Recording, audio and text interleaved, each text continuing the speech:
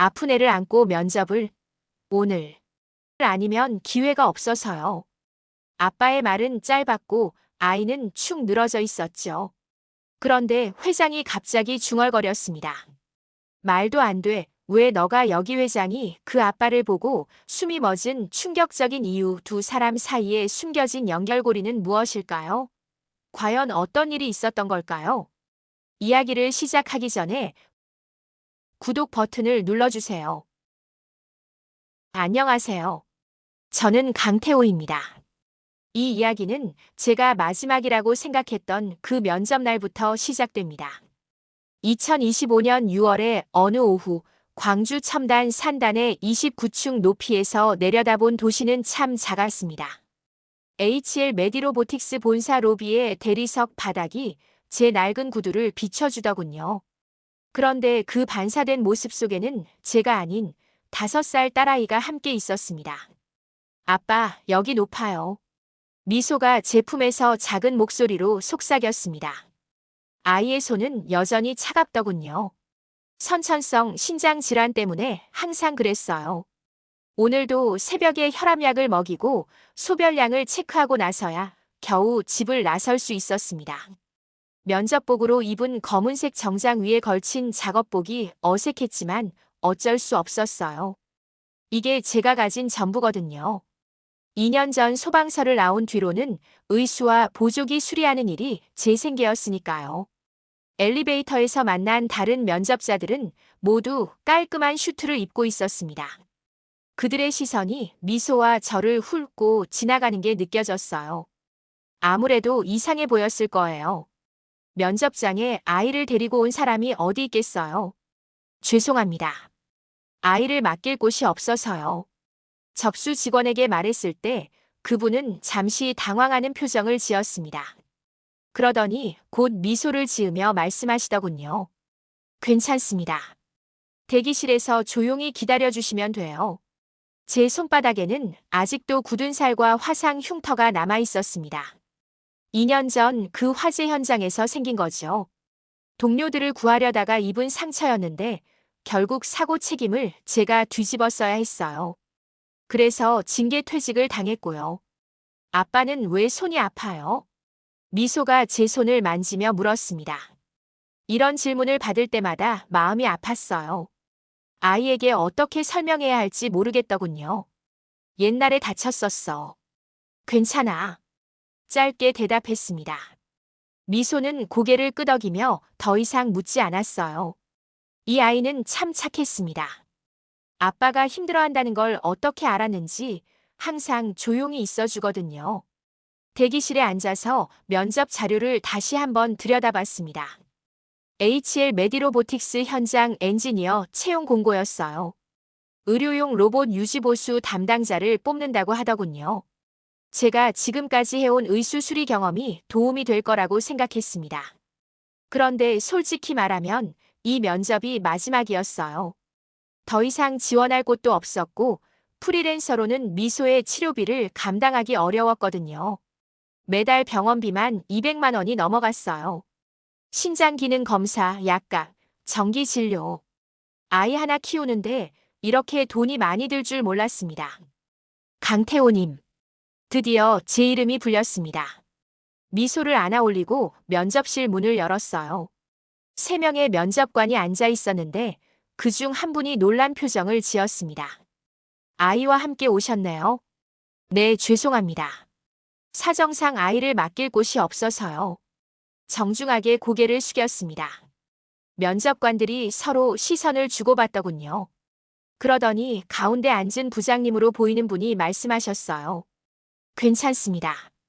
자리에 앉으세요. 다행히 면접을 진행해 주시더군요. 미소는 제 무릎에 앉아서 조용히 있었습니다. 가끔 면접관들을 쳐다보며 작게 인사하기도 했어요. 소방관 경력이 있으시네요. 왜 의료기기 쪽으로 방향을 바꾸셨나요? 예상했던 질문이었습니다. 준비해온 답변을 차분하게 말씀드렸어요. 사람을 돕는 일을 계속하고 싶었습니다. 소방관 시절에는 응급 상황에서 사람들을 구했다면 이제는 의료기기를 통해서 더 많은 분들께 도움을 드리고 싶어요. 면접관들이 고개를 끄덕였습니다. 그러더니 한 분이 미소를 가리키며 물으시더군요. 혼자 아이를 키우고 계신가요? 네, 그렇습니다. 더 이상 말하지 않았습니다. 아내 이야기는 하고 싶지 않았어요. 미소가 태어나고 얼마 지나지 않아서 떠났거든요. 아이가 아프다는 걸 알고 나서부터 달라졌었어요. 면접이 끝나고 나올 때 부장님이 말씀하셨습니다. 결과는 일주일 후에 연락드리겠습니다. 감사합니다. 엘리베이터를 타고 내려오면서 미소가 말했습니다. 아빠, 저 아저씨들 친절했어요. 그래, 다행이다. 하지만 제 마음은 무겁기만 했습니다. 과연 이 면접이 잘 될까요? 아이를 데리고 온 아빠를 뽑아줄까요? 확신이 서지 않았어요. 집으로 가는 길 미소가 갑자기 기침을 했습니다. 요즘 자주 그러더군요. 병원에서는 신장 기능이 조금씩 나빠지고 있다고 했어요. 언젠가는 투석이나 이식을 해야 할지도 모른다고요. 그날 밤 미소를 재우고 나서 혼자 앉아 있었습니다. 통장 잔액을 확인해 보니 50만 원도 안 남았더군요. 다음 달 병원비는 어떻게 마련해야 할까요? 그런데 그때 휴대폰에 문자 한 통이 왔습니다. 발신자를 보니 HL 메디로보틱스였어요. 이상했습니다. 일주일 후에 연락한다고 했는데 벌써 온 거죠. 휴대폰 화면에 떠오른 문자를 보는 순간 제 손이 떨렸습니다. 면접 일정이 변경되었습니다. 내일 오전 10시 재면접 진행 예정. HL 메디로보틱스 인사팀. 하룻밤 사이에 무슨 일이 생긴 걸까요? 좋은 소식일까요? 아니면 나쁜 소식일까요? 잠을 제대로 이루지 못한 채 다음 날 아침을 맞았습니다. 미소의 이마가 뜨거웠습니다. 밤새 열이 올랐나 봐요. 해열제를 먹였지만 37도 8분까지 올라갔더군요. 아빠, 머리 아파요. 아이가 축 늘어진 채 제품에 기대었습니다. 이런 상황에서 면접을 가야 하나 고민됐어요. 그런데 이 기회를 놓치면 언제 또 이런 기회가 올지 모르거든요. 미소야, 아빠랑 잠깐만 나가자. 금방 돌아올게. 아이는 고개를 끄덕였지만 걸음걸이가 평소보다 느려졌습니다. 제가 안고 가야 했어요.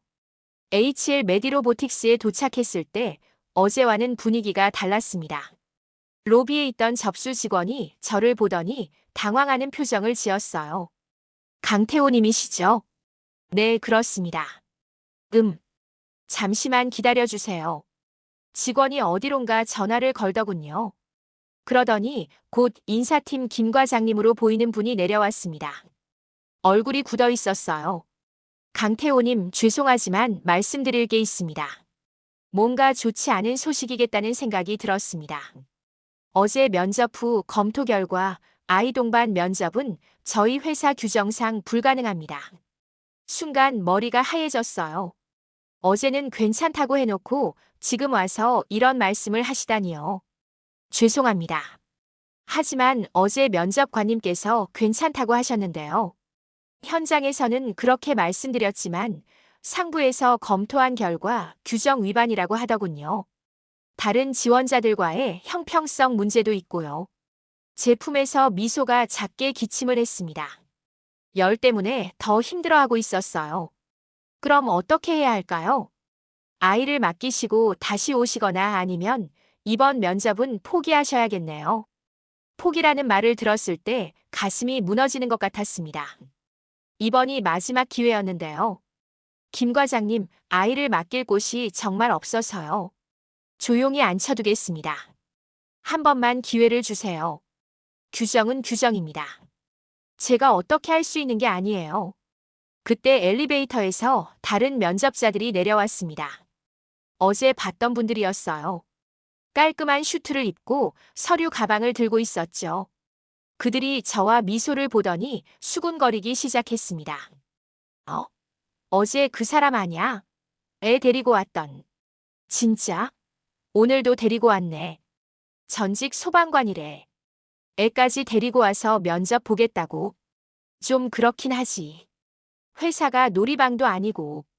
요즘 취업이 어렵긴 하지만 그래도 예의는 지켜야죠. 그들의 시선과 속삭임이 칼처럼 파고들었습니다. 부끄러움과 모욕감이 동시에 밀려왔어요. 고개를 숙일 수밖에 없었습니다. 미소가 제 목에 얼굴을 묻으며 작은 목소리로 말했어요. 아빠, 사람들이 우리 보고 나쁘게 말해요. 괜찮아, 신경 쓰지 마. 하지만 제 목소리는 떨리고 있었습니다. 이런 상황이 처음이 아니었거든요. 어디를 가든 아이를 혼자 키우는 아빠에 대한 시선은 비슷했어요. 동정 섞인 눈빛, 때로는 비판적인 시선들. 김 과장님이 다시 말씀하셨습니다. 정말 죄송하지만 저도 직장인이라서요. 위에서 안 된다고 하면 어쩔 수 없어요. 한 번만, 정말 한 번만 기회를 주시면 안 될까요? 이 일자리가 정말 필요해요. 간청하는 제 목소리가 떨렸습니다. 자존심 같은 건 이미 접었어요. 미소를 위해서라면 무엇이든 할 수 있었거든요. 아빠. 미소가 다시 기침을 했습니다. 열이 더 오른 것 같았어요. 아이의 뺨이 빨갛게 달아올랐습니다. 손으로 이마를 짚어보니 뜨거웠어요. 다른 면접자들은 여전히 저를 바라보며 수군거렸어요. 그중 한 명이 의도적으로 큰 소리로 말했습니다. 면접장이 어린이집도 아닌데 왜 애를 데리고 와? 상식적으로 좀 그렇지 않나? 맞아요. 다른 사람들 면접 분위기도 흐려놓고 그 말을 들은 순간 온몸에 힘이 빠졌습니다. 맞는 말이었어요. 저도 알고 있었습니다. 하지만 선택의 여지가 없었거든요. 미소를 두고 갈 수도 없고 그렇다고 이 기회를 포기할 수도 없었어요. 김 과장님이 저를 동정하는 듯한 표정으로 바라봤습니다. 그 표정이 더 괴로웠어요. 동정받고 싶지 않았거든요. 정말 죄송합니다. 다음 기회에. 다음 기회는 없습니다. 제가 말을 끊었습니다. 솔직한 심정이었어요. 이 회사가 마지막이었거든요. 더 이상 지원할 곳도 기다릴 시간도 없었어요. 로비에 침묵이 흘렀습니다. 면접자들도 더 이상 수군거리지 않았어요. 아마도 제 절박함이 전해진 모양이었습니다. 그때였습니다. 복도 끝에서 차가운 구두 소리가 들려왔어요.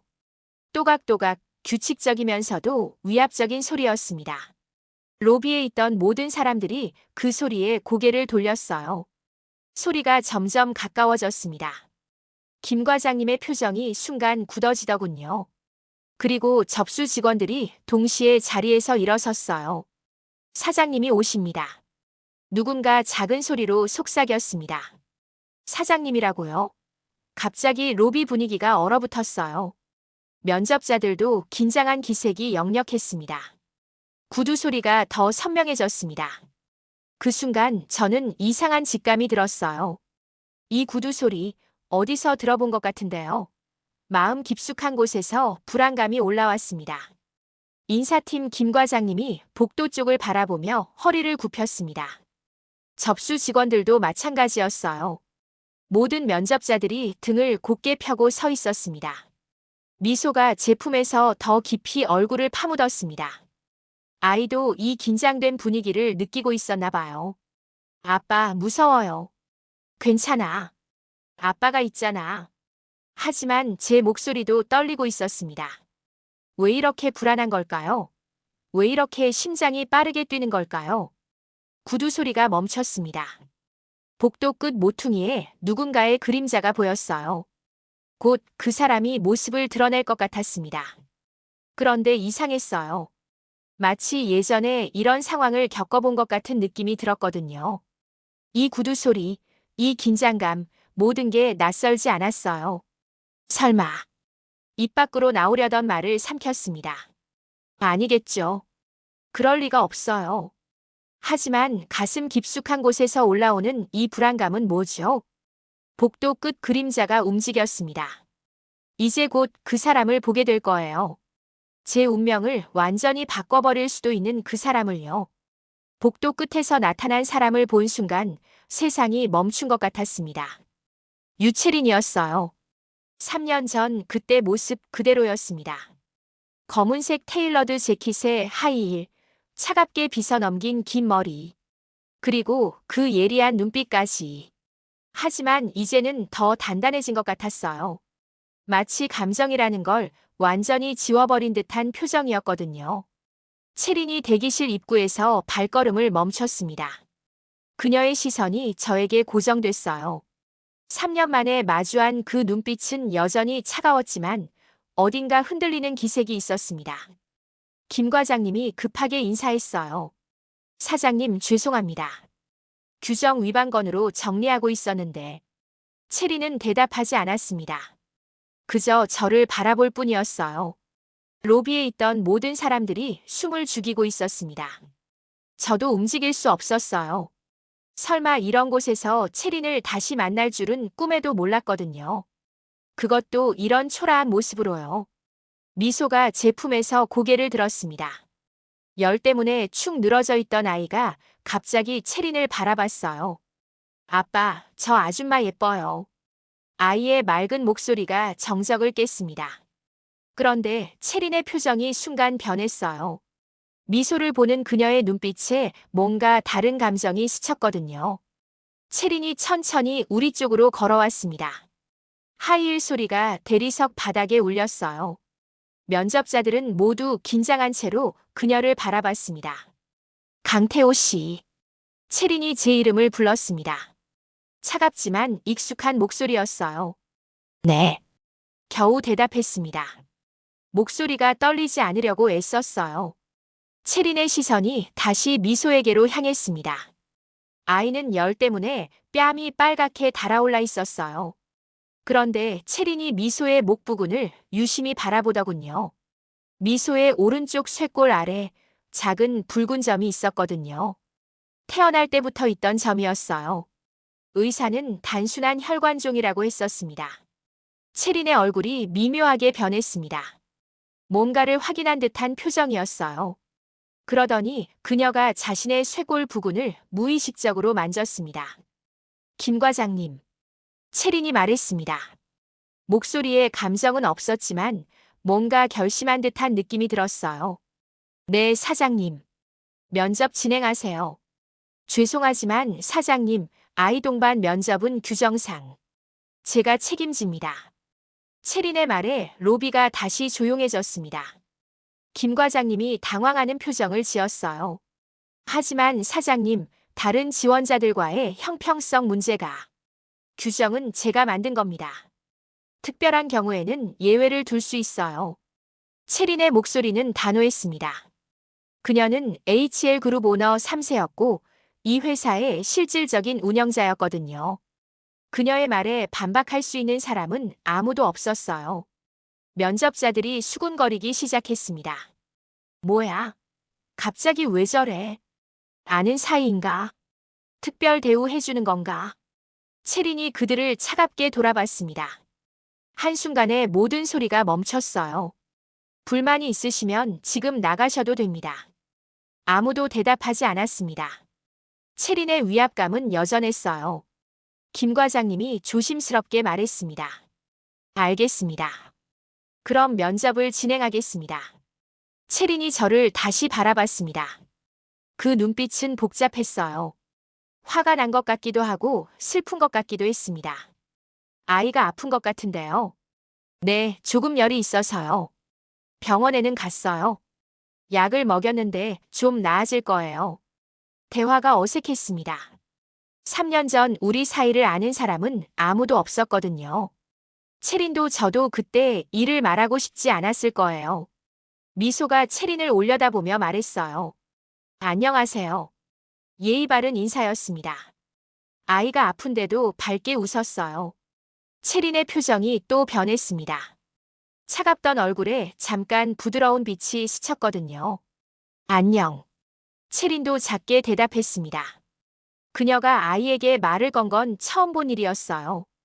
이름이 뭐예요? 강미소예요. 미소 지을 때 미소요. 아이가 자신의 이름을 설명했습니다. 그러자 채린의 눈가가 살짝 떨렸어요. 예쁜 이름이네요. 고마워요. 미소가 다시 웃었습니다. 그런데 그 순간 채린이 미소의 얼굴을 더 자세히 들여다봤어요. 뭔가를 찾는 듯한 표정이었습니다. 저는 불안해지기 시작했습니다. 채린이 왜 미소에게 이렇게 관심을 보이는 걸까요?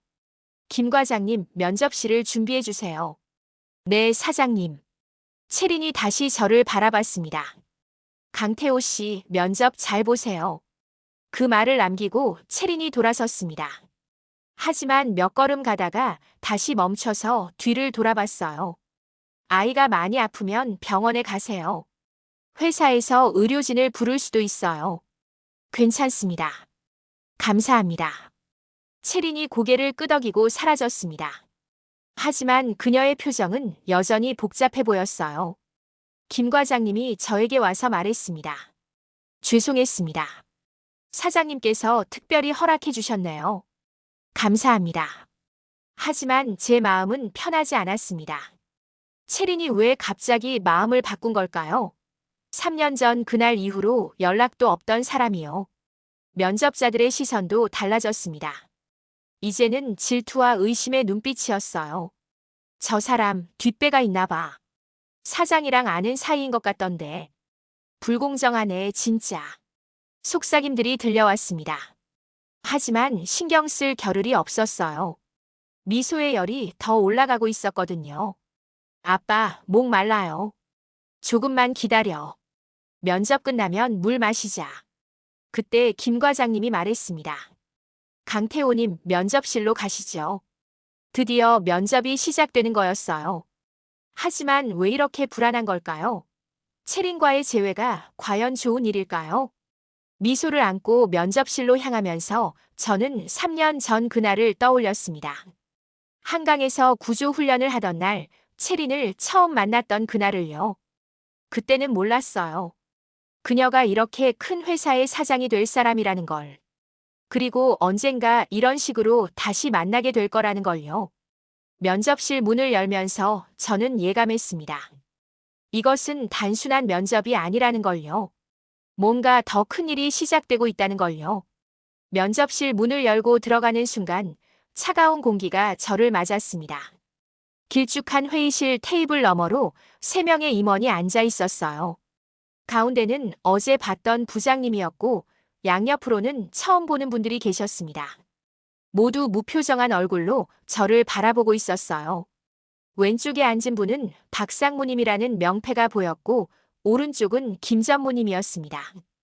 두 분 다 50대 중반으로 보였는데 특히 박상무님의 눈빛이 예리했어요. 앉으세요. 부장님이 말씀하셨습니다. 제가 미소를 무릎에 앉히자 임원들의 시선이 아이에게로 향했어요. 그 시선이 편하지 않았습니다. 미소는 제 무릎에서 조용히 앉아 있었어요. 열 때문에 축 늘어져 있었지만 어른들 앞에서 예의를 지키려고 애쓰고 있었습니다. 강태호 씨, 이력서를 다시 한번 검토해 봤는데요. 박상무님이 서류를 들어 올렸습니다. 그의 목소리는 차갑고 날카로웠어요. 2년간 경력 공백이 있네요. 특별한 이유가 있나요? 예상했던 질문이었습니다. 소방서 퇴직 후 프리랜서로 일했습니다. 의수와 보조기 수리 업무를 맡았어요. 프리랜서요? 김 전무님이 끼어들었습니다. 정식 회사에 다니지 못한 이유가 있나요? 요즘 같은 시대에 안정적인 직장을 마다하고 프리랜서를 선택한다는 게 질문이 점점 날카로워지고 있었습니다. 아이를 돌봐야 해서 시간 융통성이 필요했습니다. 아, 박상무님이 의미심장하게 고개를 끄덕였습니다. 그 표정이 불편했어요. 그럼 이제는 아이 돌봄 문제가 해결됐다는 말씀인가요? 최대한 업무에 지장이 없도록 하겠습니다. 최대한이라. 그럼 아직 완전히 해결되지 않았다는 뜻이군요. 말꼬리를 잡는 시기였습니다. 점점 숨이 막혔어요.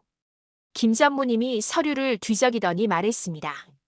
소방서 퇴직 사유가 징계 퇴직으로 되어 있는데 무슨 일이 있었나요? 가슴이 무거워졌습니다. 이 질문이 나올 줄 알았지만 막상 들으니 괴로웠어요. 현장 사고 관련해서입니다.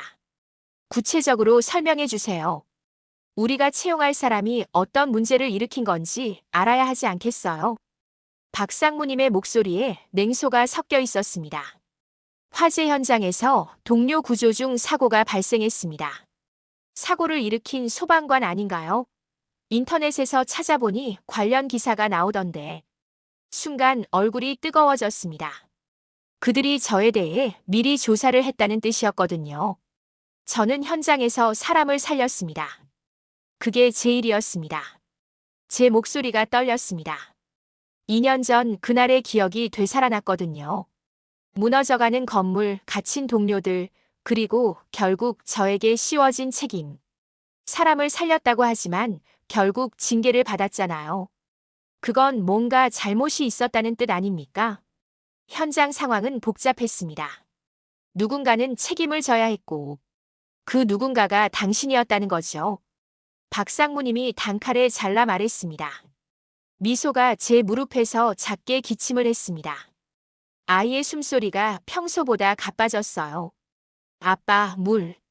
미소가 작은 목소리로 말했습니다. 열 때문에 목이 마른 것 같았어요. 조금만 기다려, 미소야.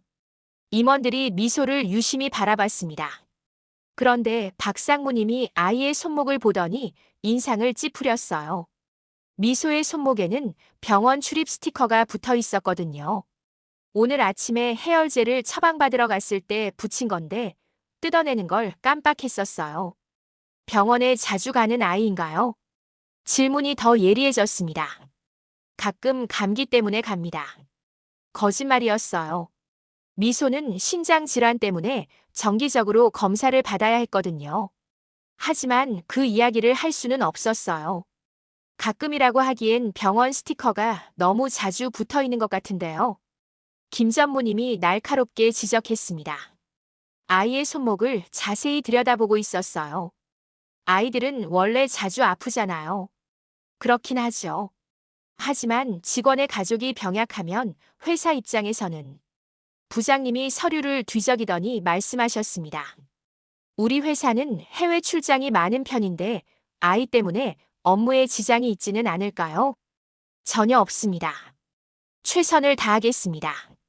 최선을 다한다는 건 말뿐이죠. 실제로 아이가 아프면 일을 못하잖아요. 박상무님의 말이 가슴에 박혔습니다. 지금도 보세요. 면접 중인데 아이가 아픈 상태로 데리고 왔잖아요. 이게 업무에 지장이 없다는 증거인가요? 미소가 다시 기침을 했습니다. 이번에는 더 심했어요. 작은 몸이 기침할 때마다 떨렸습니다. 임원들의 표정이 더욱 굳어졌습니다. 아픈 아이를 데리고 온 아버지를 보는 불편한 시선이었어요. 죄송합니다. 평소에는 이렇게 아프지 않아요. 평소에는 아니라고 해도 지금 현실이 이렇잖아요. 김 전무님이 냉정하게 말했습니다. 그때 박상무님이 가장 듣고 싶지 않은 질문을 던졌습니다. 아이 어머니는 어떻게 된 건가요? 왜 혼자 키우고 계시는 거죠? 순간 머리가 하얘졌습니다. 혼자 키웁니다. 이유가 있을 텐데요. 이혼인가요? 사별인가요? 개인적인 사정입니다. 개인적인 사정이라고 해도 직원 채용에는 중요한 정보예요. 박상무님이 비웃듯이 말했습니다. 아내가 책임을 안 지고 떠났습니까? 아이가 아프니까 버리고 간 건가요? 그 말을 듣는 순간 얼굴이 새하얘졌습니다. 수치심과 분노가 동시에 밀려왔어요. 그건 면접과 상관없는 개인적인 일입니다. 상관없긴요. 직원의 가정 환경은 업무 안정성과 직결되는 문제예요. 부장님이 끼어들었습니다. 솔직히 말해서 애 엄마도 없고 애는 또 아프고 이런 상황에서 제대로 된 업무를 기대할 수 있을까요? 게다가 전직도 문제를 일으켜서 쫓겨난 거고. 김 전무님이 추가했습니다. 임원들이 서로 의미심장한 시선을 주고받았습니다. 마치 이미 결론을 내린 것 같았어요. 미소가 또 기침을 했습니다. 숨소리가 더 가빠졌어요. 아이의 얼굴이 창백해지고 있었습니다. 아빠, 숨 가빠요. 미소가 제 셔츠를 꽉 잡았습니다. 아이가 힘들어하는 게 보였어요. 박상무님이 한숨을 쉬며 말했습니다. 지금 봐도 아이가 많이 아픈 것 같은데 이런 상태로 어떻게 일을 하겠다는 건가요? 치료받으면 나아질 겁니다. 치료비는 또 얼마나 들겠어요?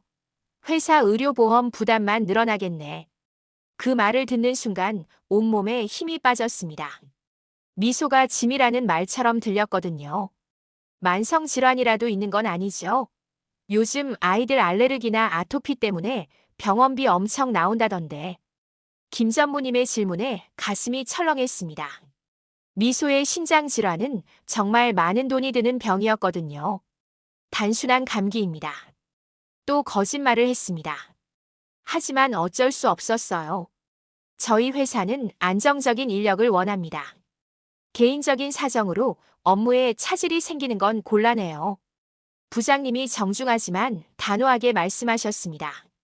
제 손이 떨리기 시작했습니다. 분노와 절망감이 뒤섞였어요. 이런 모욕을 당하면서도 참아야 하는 현실이 괴로웠습니다. 그럼 오늘 면접은 여기까지 하겠습니다. 박상무님이 서류를 정리하며 말했습니다. 사실상 퇴장 통보였어요.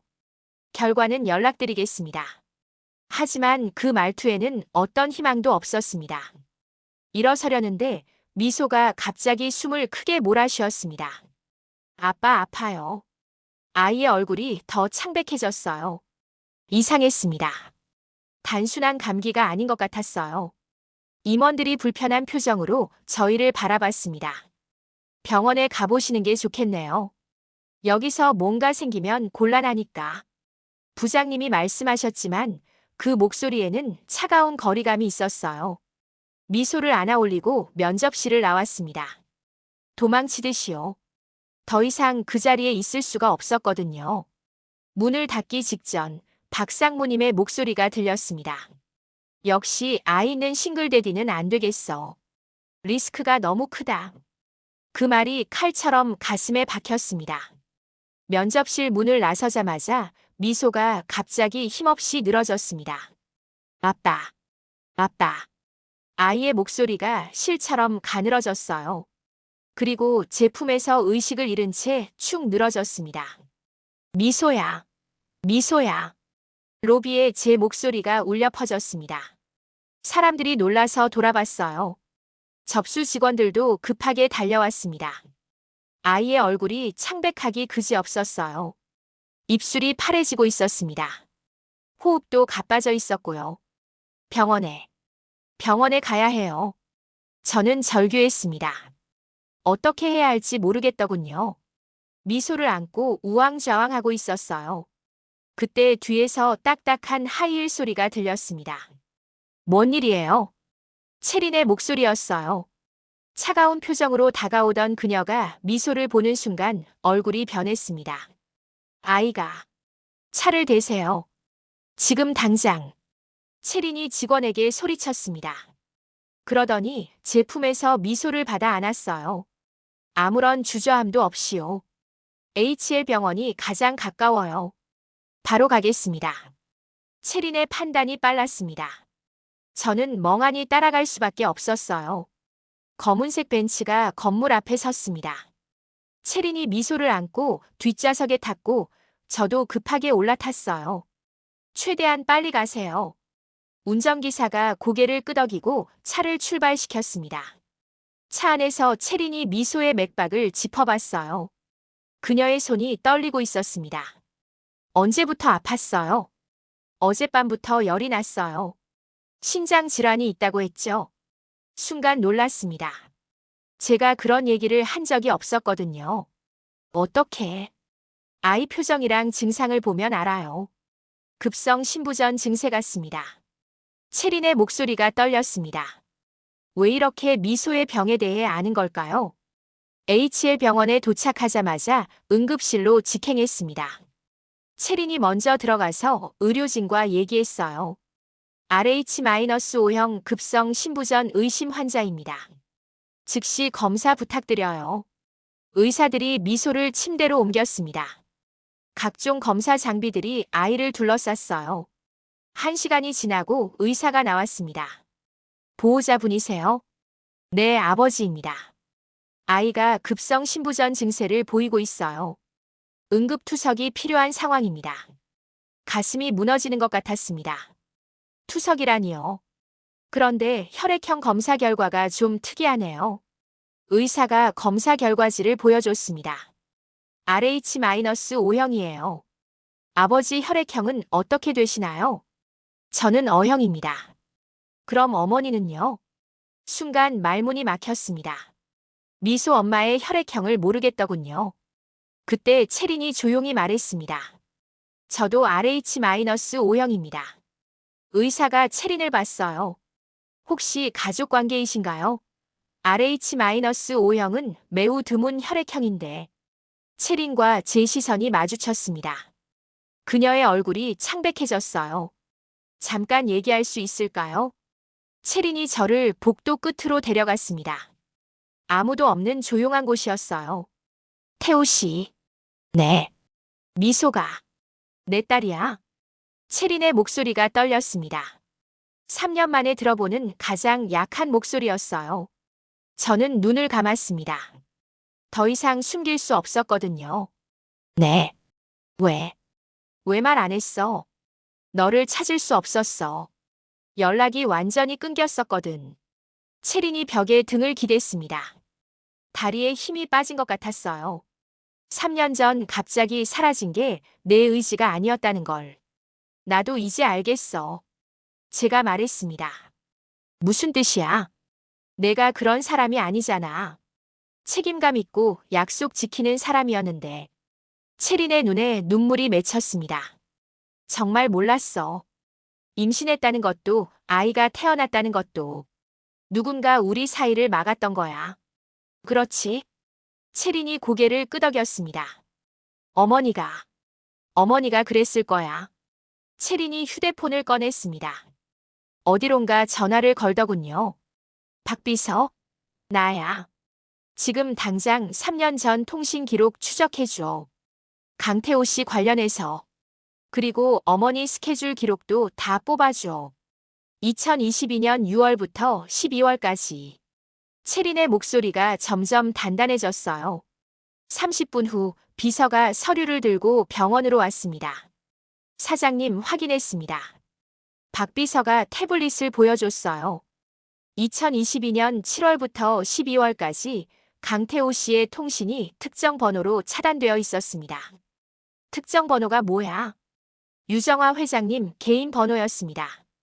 채린의 얼굴이 굳어졌습니다. 그리고 이것도 확인해 주세요. 박 비서가 다른 서류를 꺼냈어요. 회장님이 사장님 임신 사실을 알고 계셨습니다. 산부인과 검진 기록이 회장님 개인 비서실로 보고되었거든요. 채린이 서류를 보더니 손을 떨었습니다. 어머니가 다 알고 있었다는 거야. 네. 그리고 강태호 씨 소방서 징계 건에도 관여하신 것 같습니다. 뭐라고? HL그룹에서 소방서에 기부금을 낸 시기와 강태호 씨 징계 시기가 일치합니다. 채린이 벽에 주먹을 쳤습니다. 어머니가 태호를 희생양으로 만든 거야. 박 비서가 조심스럽게 말했습니다. 더 있습니다. 회장님이 사장님을 해외 연수로 보내신 것도 내가 임신 사실을 모르게 하려고 그런 것 같습니다. 채린이 주저앉을 것 같았어요. 제가 급하게 부축했습니다. 채린아, 미안해 태호야. 정말 미안해. 채린이 처음으로 울었습니다. 3년 동안 쌓인 오해와 슬픔이 한꺼번에 터져 나오는 것 같았어요. 내 어머니가 너를 그렇게 만들었구나. 내가 몰랐어. 이제 알았으니 됐어. 안 돼. 어머니한테 따져야 해. 채린이 다시 휴대폰을 꺼냈습니다. 유정화 회장에게 전화를 거는 것 같았어요. 그런데 그때 응급실에서 간호사가 나왔습니다. 보호자님들, 환자가 깨어났어요. 우리는 급하게 미소에게로 갔습니다. 아빠. 미소가 약한 목소리로 저를 불렀어요. 여기 있어, 미소야. 그런데 미소가 채린을 보더니 말했습니다. 예쁜 아줌마도 왔네요. 채린이 미소의 손을 잡았습니다. 자신의 딸이라는 걸 알았을 때의 그 떨림이 손끝까지 전해졌어요. 안녕, 미소야. 안녕하세요. 모녀가 처음으로 나눈 대화였습니다. 하지만 저는 알고 있었어요. 이제 진짜 싸움이 시작될 거라는 걸요. 유정화 회장과의 싸움이요. 미소가 안정을 찾고 3일 후 채린이 저에게 전화했습니다. 내일 HL그룹 임원회의가 있어. 그 자리에서 모든 걸 공개할 거야. 목소리에 결심이 담겨 있었어요. 3년간 쌓인 분노와 죄책감이 폭발할 준비를 마친 것 같았습니다. 다음 날 HL그룹 본사 47층 회의실에 임원들이 모였습니다. 길고 넓은 타원형 테이블 양쪽으로 15명의 임원들이 앉아 있었어요. 맨 상석에는 유정화 회장이 위험 있는 표정으로 자리했습니다. 채린이 회의실 문을 열고 들어오자 모든 시선이 그녀에게 집중됐어요. 평소와 다른 분위기였습니다. 더 단단하고 더 차가워 보였거든요. 오늘 회의를 소집한 이유가 있습니다. 채린이 테이블 가운데 서서 말을 시작했습니다. 개인적인 발표를 하겠습니다. 임원들이 서로 시선을 주고받았어요. 갑작스러운 개인 발표라니 무슨 일인지 궁금해하는 기색이 역력했습니다. 유정화 회장이 차갑게 말했습니다. 임원회의 시간에 개인적인 얘기를 할 필요가 있나? 있습니다. 회사와 직결된 문제니까요. 채린이 태블릿을 꺼내서 스크린에 자료를 올렸습니다. 미소의 사진이 나타났어요. 이 아이는 강미소입니다. 제 딸입니다. 회의실이 순식간에 조용해졌습니다. 임원들의 얼굴에 충격이 드러났어요. 저는 이 아이를 호적에 올릴 예정입니다. 그리고 공식적으로 인정하겠습니다. 유정화 회장의 얼굴이 굳어졌습니다. 채린아, 지금 무슨 소리를 하는 거냐? 제가 3년 전부터 숨기고 있던 진실을 말하는 겁니다. 채린이 다음 자료를 올렸어요. 통신 기록과 각종 서류들이었습니다. 그런데 이 모든 일에는 숨겨진 진실이 있습니다. 임원들이 집중해서 스크린을 봤어요. 3년 전 어머니께서 제 개인 통신을 불법으로 차단하셨습니다. 그리고 아이 아버지인 강태호 씨를 조작된 사고로 몰아 직장에서 쫓아내셨어요. 유정화 회장이 벌떡 일어났습니다. 그만해. 아직 끝나지 않았습니다. 채린의 목소리는 흔들리지 않았어요. 어머니는 제가 임신한 사실을 알고도 저를 해외로 보내셨습니다. 그리고 그동안 아이 아버지가 혼자서 아픈 딸을 키우도록 방치하셨어요. 스크린에 더 많은 증거들이 나타났습니다. 의료 기록, 금융 거래 내역, 통화 기록들이었어요. 박 전무가 조심스럽게 물었습니다. 이 모든 게 사실인가요? 네. 모든 증거가 있습니다. 채린이 고개를 끄덕였습니다. 유정화 회장이 화를 내며 말했습니다. 그 아이는 그룹의 약점이 된다. 너는 후계자야. 이런 일로 그룹 이미지에 타격을 줄 수는 없어. 그룹 이미지요? 채린이 비웃었습니다. 어머니께서 지키려던 건 그룹이 아니라 어머니의 체면과 권력이었어요. 무슨 소리냐? 법인카드 사적 사용 내역도 있습니다. 그리고 불법 사찰과 통신 침해 증거도요. 채린이 다음 자료를 올렸습니다. 놀라운 내용들이었어요. 임원들이 웅성거리기 시작했습니다. 어떤 이는 휴대폰으로 자료를 찍고 있었고 어떤 이는 동료와 속삭이고 있었어요. 이건 법적으로 문제가 될 수 있는 사안들인데요. 김상무가 말했습니다. 맞습니다. 그래서 공개하는 겁니다. 채린이 단호하게 대답했어요. 유정화 회장의 얼굴이 창백해졌습니다. 채린아, 너는 지금 가족을 배신하고 있는 거다. 가족이라면 왜 제 딸을 이렇게 대하셨나요? 왜 아이 아버지를 그렇게 몰아갔나요? 채린의 목소리가 떨렸습니다. 하지만 결심은 흔들리지 않았어요.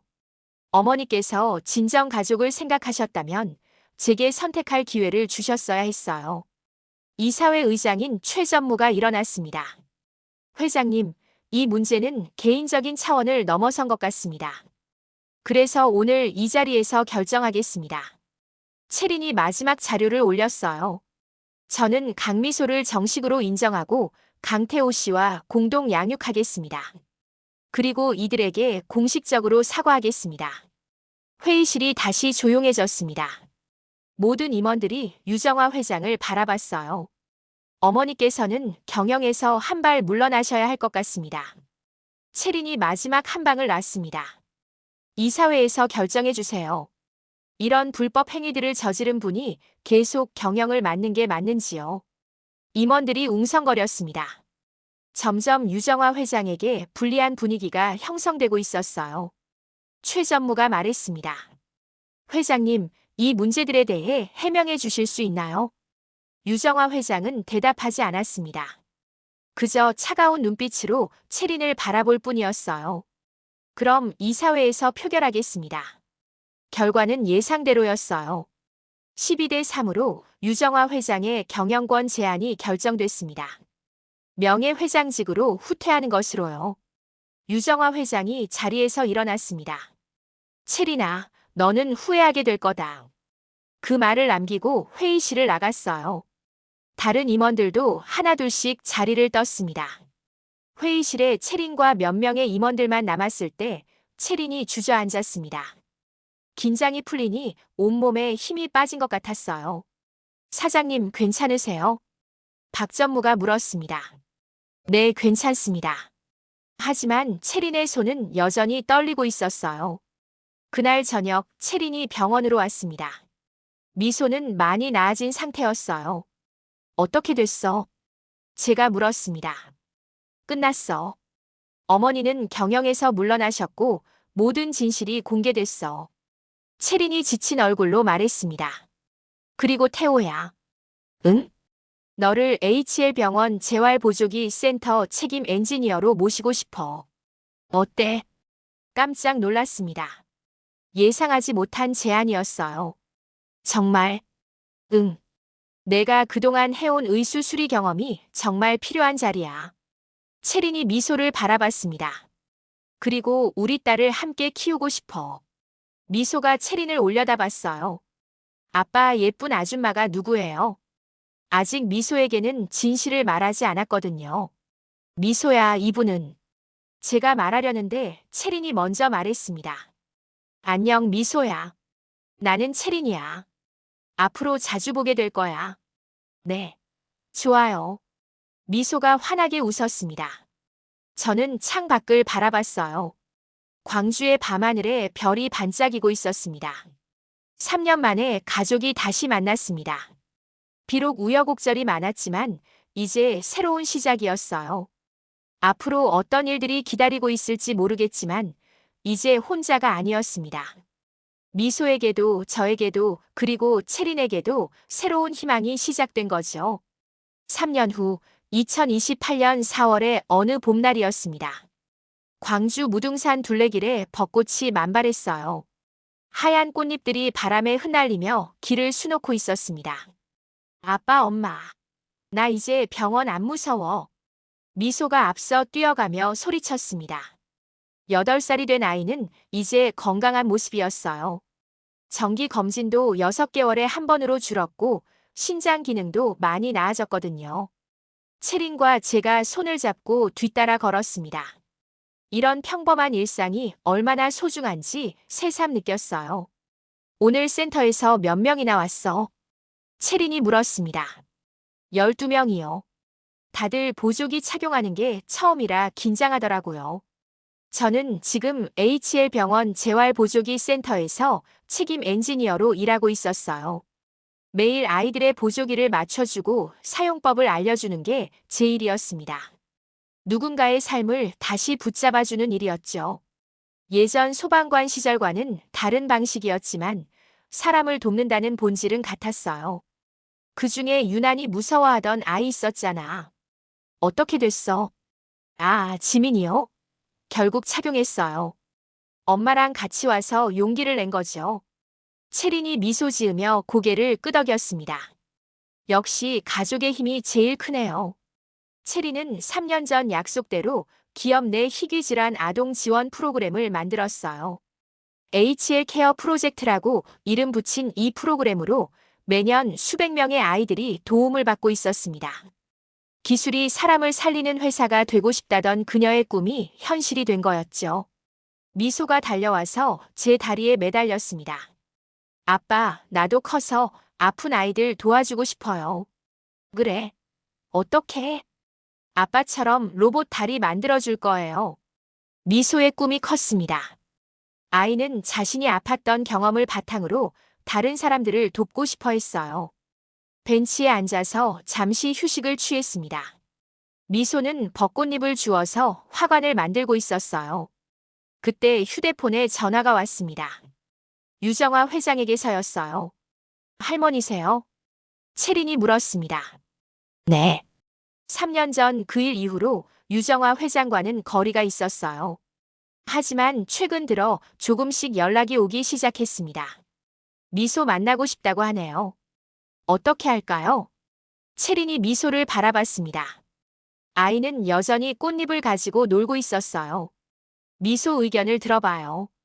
미소야, 할머니가 너 보고 싶다고 하시는데 어떻게 할까? 미소가 고개를 들었습니다. 할머니요?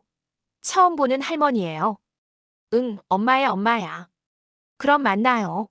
할머니도 가족이잖아요. 아이의 순수한 대답에 채린이 웃었습니다. 다음 주 토요일 유정화 회장이 저희 집을 방문했습니다. 예전의 위압적인 모습은 사라지고 그냥 손녀를 보고 싶은 할머니의 모습이었어요. 안녕하세요, 할머니. 미소가 정중하게 인사했습니다. 유정화 회장의 눈가가 촉촉해졌어요. 미소야. 할머니가 너한테 미안한 게 많아. 왜요? 예전에 할머니가 잘못한 일이 있어서. 유정화 회장이 저와 채린을 바라봤습니다. 내가 지키려던 건 사랑이 아니었구나.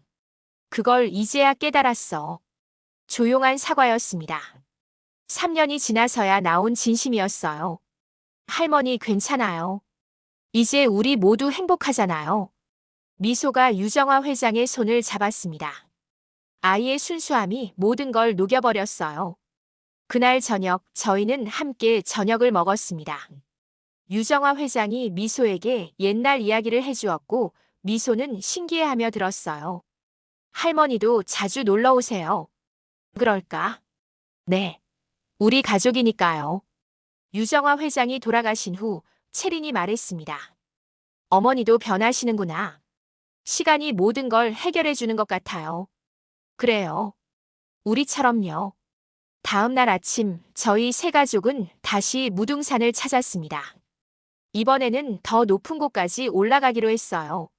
정상에 오르는 길에 미소가 갑자기 멈춰 섰습니다. 아빠, 엄마 손 잡아요. 세 사람이 손을 맞잡았습니다. 미소가 가운데 있고 양쪽으로 저와 채린이 있었어요.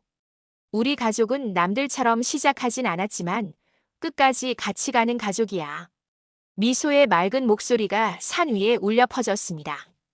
그 순간 저는 깨달았어요. 가족이라는 건 혈연으로만 만들어지는 게 아니라는 걸요.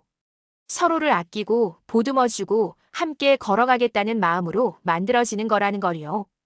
벚꽃잎이 다시 바람에 흩날렸습니다. 하얀 꽃잎들이 저희 가족을 축복하는 것 같았어요. 미소가 두 손을 번쩍 들며 소리쳤습니다. 우리 가족 만세. 그 웃음소리가 봄바람에 실려 멀리 퍼져나갔습니다. 이제 진짜 새로운 시작이었습니다. 과거의 상처를 딛고 일어선 저희 가족의 새로운 이야기가요. 오늘 이야기 어떠셨나요? 영상을 시청해주신 모든 분들 정말 감사합니다. 영상이 마음에 드셨다면 구독과 좋아요를 부탁드립니다. 더 좋은 이야기로 보답하겠습니다. 저는 AI 나레이션 이혜지였습니다. 감사합니다.